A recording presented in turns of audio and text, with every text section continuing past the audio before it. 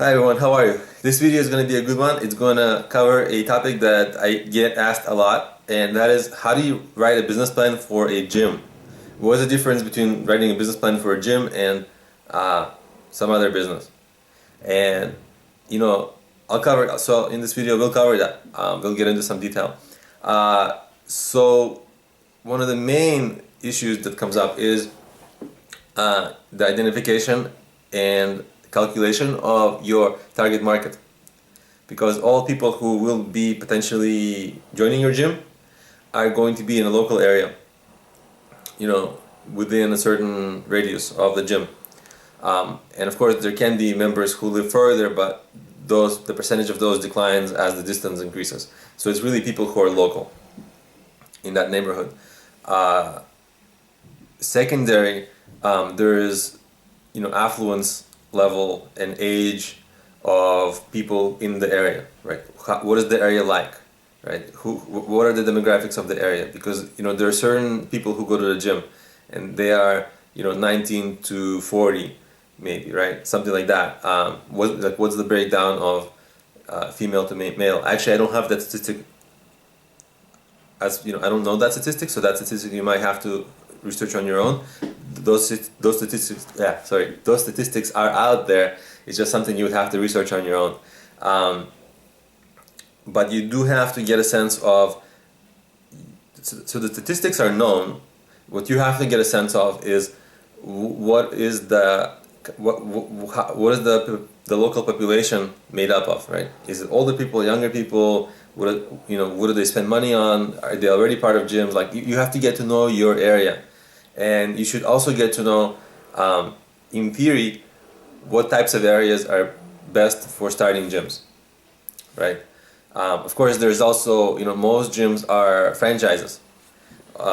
And so they will actually give you that information because they have that information very well worked out in the franchise. The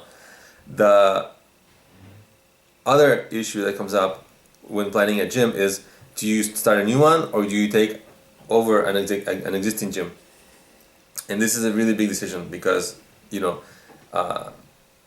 somebody's selling a gym, is it not working out for them, right? It seems like a lot of things are done for you. There's already a customer base, there's already there's already revenue, it's been remodeled, there's already machines, right? So a lot of things are there for you. It feels ideal, and often you do want to take over a business like that instead of starting from complete scratch because it saves you a lot of money. But the question is, why are they selling, right? Is it not working out? And that's a red flag maybe. So that's something you have to research very deeply, because often you don't know what their situation is, but you gotta get to understand it, because if the gym is if their business is going well, they wouldn't be selling it, right? So you don't want to be taking over a dud. And also often, at least in the United States, I don't know how this works in other countries, but if the business has outstanding debt, which a gym very well may, you got to be very careful that that debt doesn't get transferred over to you as part of the sale, right? And that's kind of often, this is one spot where people get really burned because they're not aware of precisely that the debt from the old owner, they accumulated debt, now you got their debt. Sometimes it works out that way, and you got to be careful that doesn't happen, or at least that you're aware that this will happen, and you get discounts and other things when you're making the purchase.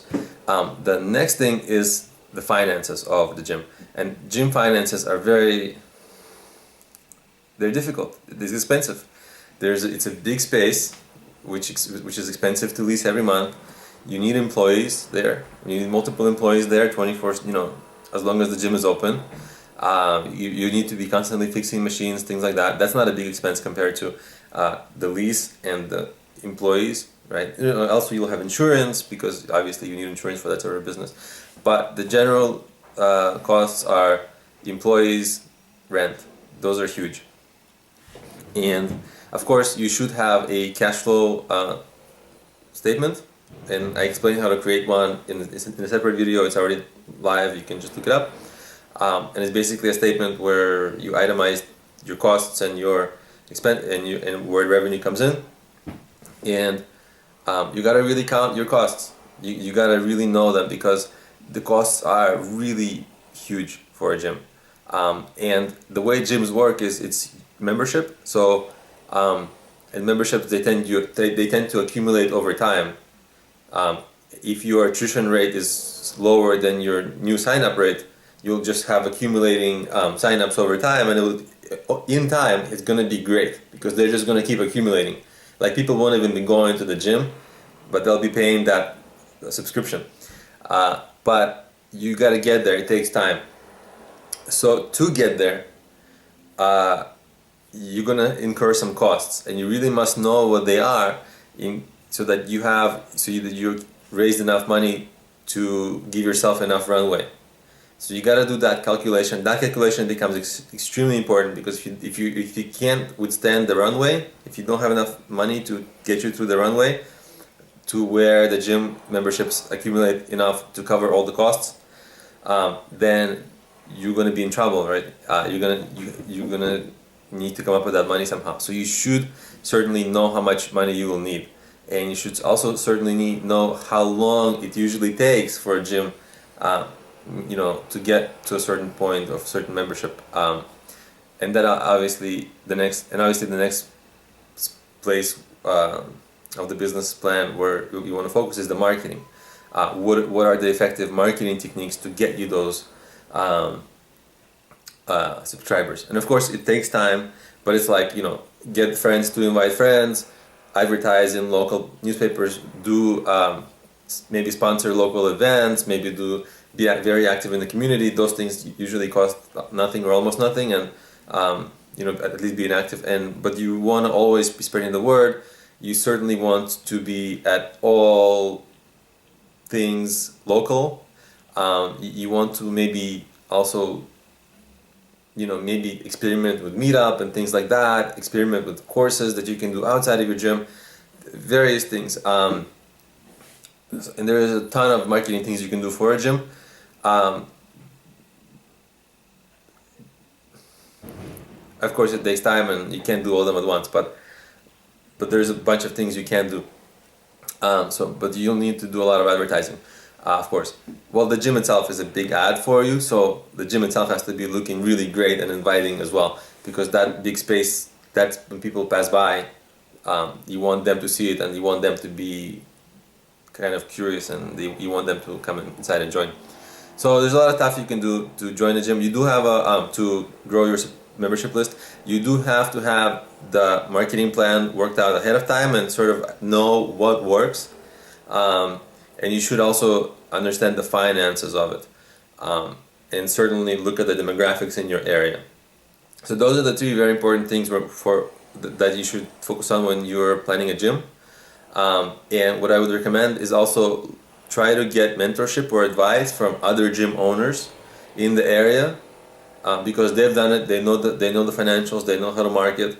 Of course, there may be a conflict of interest where you'll be a competitor, but that's just a matter of asking enough gym owners, and eventually one of them will say yes. So thank you for watching. I hope that's been helpful and insightful, and of course, as always, if it was, please subscribe to my channel. And also, of course, please, I'd be delighted if you checked out my mobile apps. They're the Problemio business apps. They cover business ideas, business planning, marketing, and fundraising, and they're available on problemio.com, or if you search for Problemio on iOS, Android, or Kindle. And of course, I always have links in the show notes on the YouTube page to all the things I mentioned in the video. So thank you for watching, and I'll see you in my next video. Bye.